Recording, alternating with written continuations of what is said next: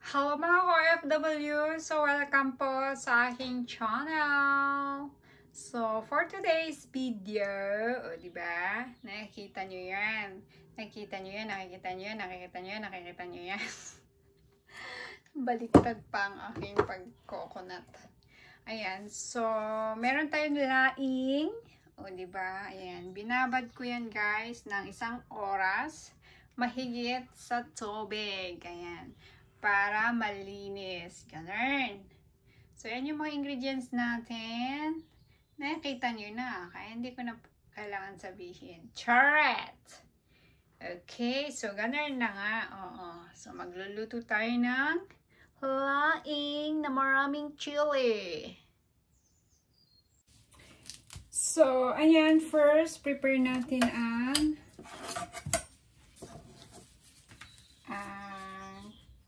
turmeric, ginger na tumutubo na. Oo, pwede nang pang ano yan, pang tanim, charot. So, ang gagawin ko ay lalagay ko dito ang so, ito po isang balot lang po ng ano, ganito lang ng gabi. Dried taro leaves, dahon ng gabi. Ayan. So, isang balot lang yan ang ginamit ko. So, lalagay ko dito ang balat ng kalabaw. Charot! Balat ng luya. Oh. Mas masarap pag maraming luya. Para sa akin ha. Ewan ko lang sa inyo. Kung ayaw niyo ng luya, para sa akin, mas masarap. Ganun. So, binabalatan ko lang po ang luya. Luya po kasi ay paborito ko. Isa sa paborito kong ingredients. So guys, kaya kailangan kong ano i-vlog ang aking pagluluto. Okay, hugasan muna.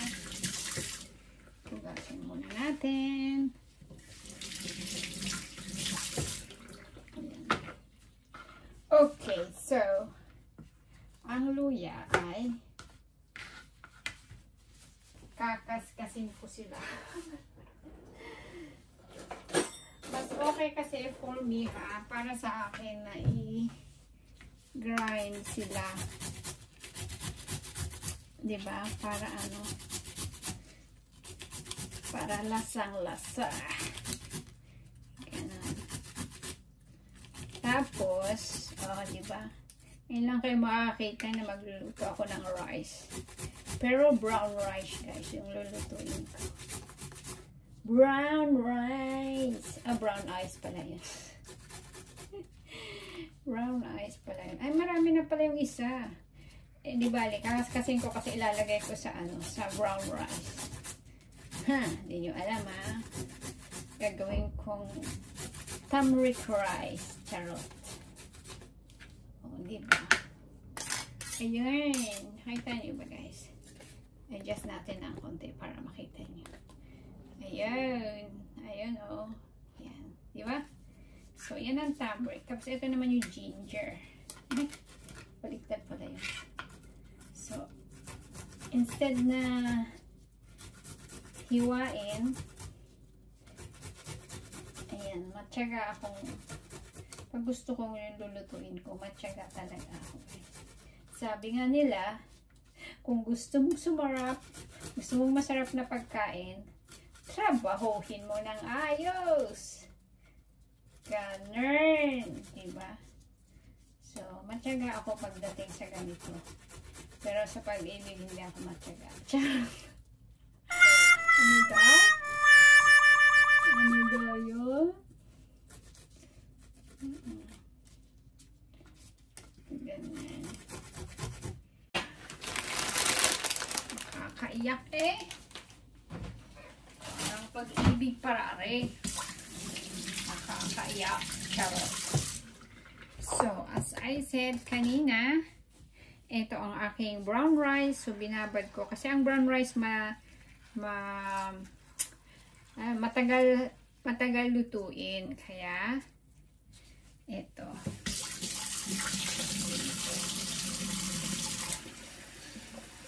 Para makita nyo kung ano ang gagawin ko.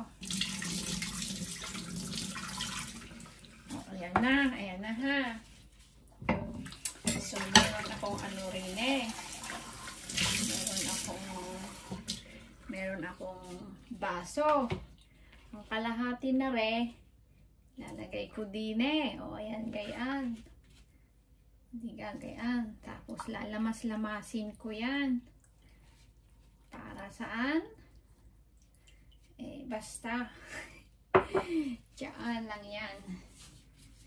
Dahil nilamas ko na, kailangan ko na sherry. Ayan. So, are, ilalagay ko din sa kanin. Sa rice, sa brown rice. O, diga? Eh, maglalasang tamrek. Ayan. Ayan. Ayan. Tapos, are naman, babalik ko diyan. May gagawin din ako diyan eh. Tapos, haluin ang kanin. Ayan. O, ibabad lang yan. Babad natin sa tamrek. O, iset aside muna natin. Ngayon, ganito ako maghugas ng dry na daing. Pagkatapos kong ibabad, ayan, para akong maglalaba. Kasi ang daming soil or maraming maliliit pa na yung parang buhangin or malay natin kung saan galing itong gabi. Siyempre binilad nila. Siyempre may minsan kasi kaya hindi ako masyadong nag-order o kumakain ng laing. Kasi minsan nakakagat na ako ng parang bato. Ganun. So, ayan, dito yun. So, ako, ganito ginagawa ko. As in, parang nilalabhan ko talaga siya. Para make it sure na walang buhangin. Ganun. Kasi siyempre, binilad pa nila to. Malay natin, malapit sa kalsada o sa mga bato-bato. Ganun.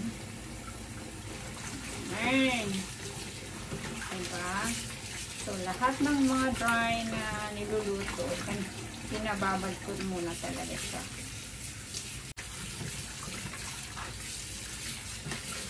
Tignan ko lang kung wala na, wala na siyang, pag wala nang, dito, pwede na.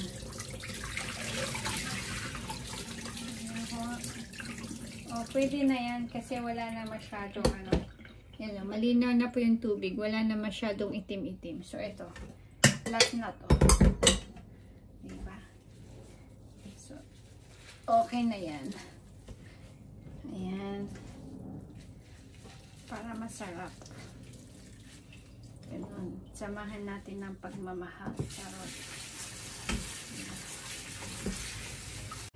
Okay, so mag-i-start na po tayong magigisa ng ating igigisa. Charot. So, hindi ko po lalagyan ng mantika. Instead, ang ilalagay ko po ay yung gata. Yes, correct kayo dyan. Itong ibabaw ng gata, ito po ang gagamitin kong pang mantika. Okay, yan. So, ito po yung coconut milk. Yes. Makikita nyo na. Hindi ko na kailangan sabihin. Masungit yan. Okay, so ganyan lang. So, itong nasa takip, medyo kailangan natin sairin. Tama ba yun? Sairin. Sayang din yan, di ba? Mahal kaya ng coconut milk. Ito walang mahirap makahanap dito ng fresh. As in fresh na syempre, nakalata lahat. Anyway, OFW tayo, kaya kailangan natin mag-adjust. So, ayan na po. Makikita nyo na. And the ang next natin ay lalagay natin ang wag yung sibuyas. Yan, wag muna yung sili yan. Sibuyas. Lagay natin ang sibuyas. Yan. So, may nahulog ng zili. So, ang gawin natin ay, yan. Setting muna natin, syempre. Yan. Diba? So, bango na coconut. So, ito na yung pinakamantika natin. So, hindi na natin kailangan ng oil. Ganun. So, hintayin lang natin, mag-soft yung, itong onion bago natin ilagay yung ginger and turmeric. Ganun daw. Ganun. Ganun. So, ayan, nag-soft na nga ang ating onion. So, ilagay natin ang luya. At ang turmeric. Diba? Oha.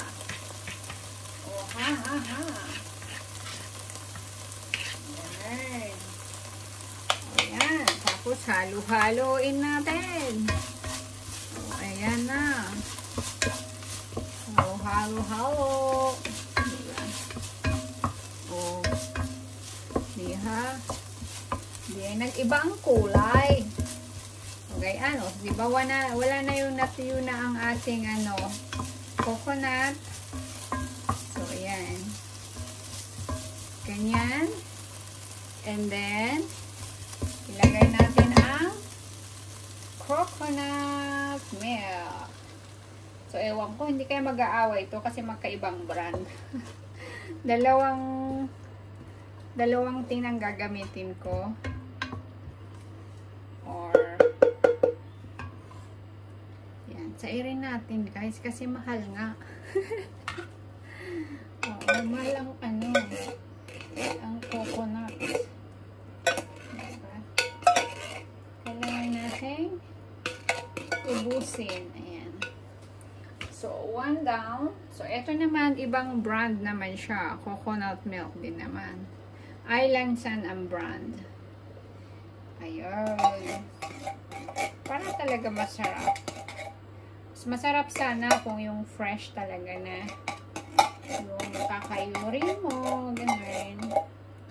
But hey, pwede na rin po. Masarap din naman. Nasa pagluluto na lang, tsaka pagmamahal yun. Charot! O, diba? O, ha? Look at this. So, hintayin lang natin medyo kumulo-kulo. Kumulo-kulo siya. So, ayan, kumukulo na siya. Lalagyan natin ng 2 cubes na vegetable stock. Ayan. Vegetable stock. Yun.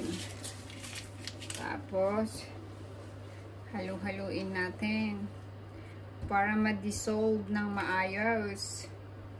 Oo. Kasi, pag hindi nyo yan na-dissolve, tapos nilagay nyo yung gabi, minsan, hindi balance. Tama ba yun? Basta, bahala na kayo. Charot. And then, syempre, hindi magpapahuli ang paminta. Oo.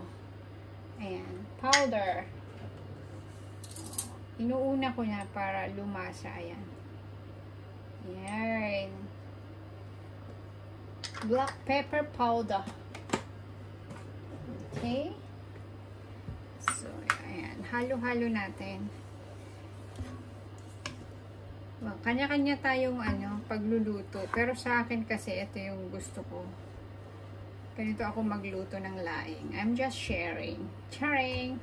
Although, lahat naman siguro marunong magluto. Sa akin lang kasi, version ko to. Para maglasa. Para sip-sipin ng gabi ang lasa. Ganun. Tapos, syempre, nalagyan ko rin ng 1 teaspoon na asin muna. Kasi hindi pa to yung final na templa, ganun. Mamaya na yon. Ha ha ha. Okay.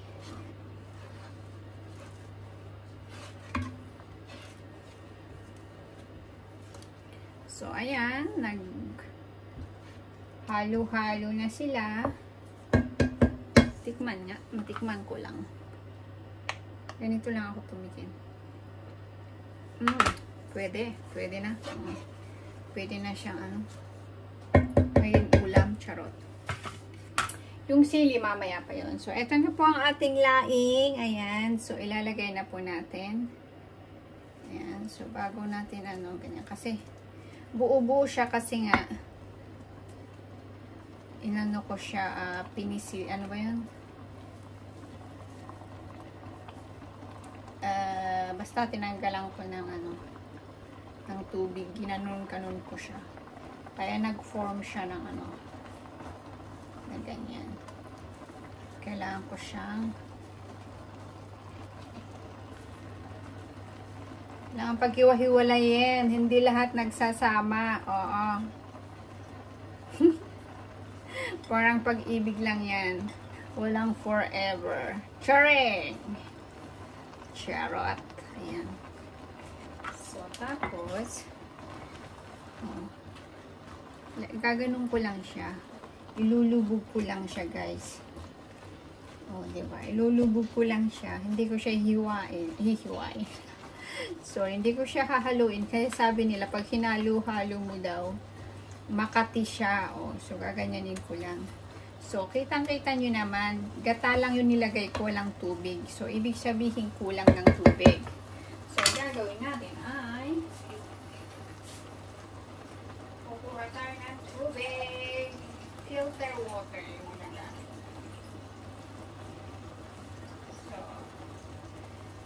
Are ang ginawa ko, 'di ba? Ito yung ano ng coconut milk.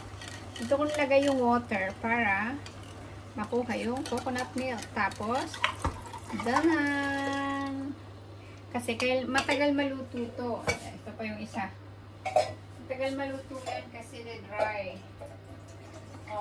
Parang yung mga tigangers dry. Charot! So, ayan, nakikita nyo na. So, dalawang ganire. Ayan, siyempre, matipid ako. Kailangan kong gamitin to. So, nag-add tayo ng dalawang ganitong tubig dito sa coconut ko. Tapos, ganyan lang. Tatakpan lang natin siya na mga 25 minutes bago natin siya balikan. Buti pa ang niluluto binabalikan kaysa yung kapitbahay mo na pumapag-ibig iniwanan. Charat! Then, eto na po after ilang minuto na ba? After half an hour, ayun na po ang itsura. So, hindi ko po siya hinahalo. Nahayaan ko lang na ganyan. So, patutuyuin ko pa malapit ng maluto. Kasi gusto ko yung hindi masyadong tuyo. Yung medyo, medyo ma-oily-oily ganun. Yung ligata ba? Ganun. Ala kasarap. Hello. So, ayan. Tutuyo na po siya. Yan wala na po masyadong sauce. Yan yung mga sili. Yummy. So, ito po ang ginagawa ko. Para lalong sumarap, magtatanggal ako ng konti. Ayan. So, after 45 minutes, so ganito na po. So, magtatanggal ako ng konti. Ayan. Ayan. Set aside natin siya. Tapos, ito, gagamitan ko ng para medyo ma-puri-puri siya. So, ganito nga ako mag-uusap. Ganyan. Para mas lalong lumasa, diba? Nag-green-green na siya. Kasi pag buo-buo, ayan, mas mahirap, nguyain. Yan magpupure lang tayo ng konti-konti naman, hindi man masyado. Hindi naman masyado. Ayan. Diba? Ayan, ganyan. Parang yung sili na rin. So, ayan. Ewan ko, sa akin kasi mas masarap yung parang ganyan siya, oh. Hindi naman natin dudurugin lahat-lahat, ganyan. So, ganyan lang. Mas malasa kasi pagka dinurog ng ganyan. Diba? Ayan. So, gumamit lang ako ng ayan. So, syempre, kailangan natin tanggalin yung mga sayang din. Charing! So, ayan. So, yung mga sili na rin, nadurog na rin siya. So, ganyan. So, ayan. Then, balik natin ulit to. Tinanggal natin. O, diba? Yum, yum. Ganun. Tapos, tikman natin kung okay na ba ang parang marami ata itong hindi ko nadurog. Ayan. So, ganyan na po ang ating laing na marami. Ayan, yung mga sili na durog na rin. Ayan, o.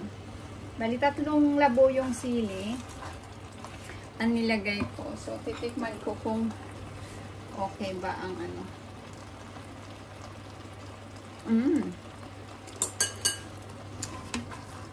Actually, okay siya. Then, dahil natuyo na nga po siya, ayan, meron akong isang maliit na can na coconut organic cream. Ayan.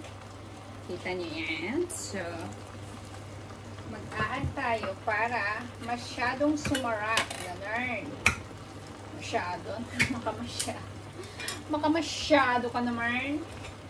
Hindi. I mean, lalong sumarap. So, ayan. Agad lang tayo. Ay. Diba? So, cream to. Mas malapit kaysa sa ang tawag dito? Sa coconut milk. O, ayan. So, ito po ang pang-finale natin. Ay. May pang-finale pang nalalaman. Diba? So, yan. Ganito po ako magluto ng laing. Oh, kadaming sili. Ayan, oh. Pare, masarap pare. Oh. Masarap pare. So, hindi ako naglalagay ng sahog. Yung iba, pwedeng sahugan ng meat. So, akin kasi gusto ko, ganyan lang. Yan. Diba? So, pakuluin lang natin ng 5 minutes. And then, it's ready to eat. Yan, diba? Parang nakukulangan ako sa, sa paminta.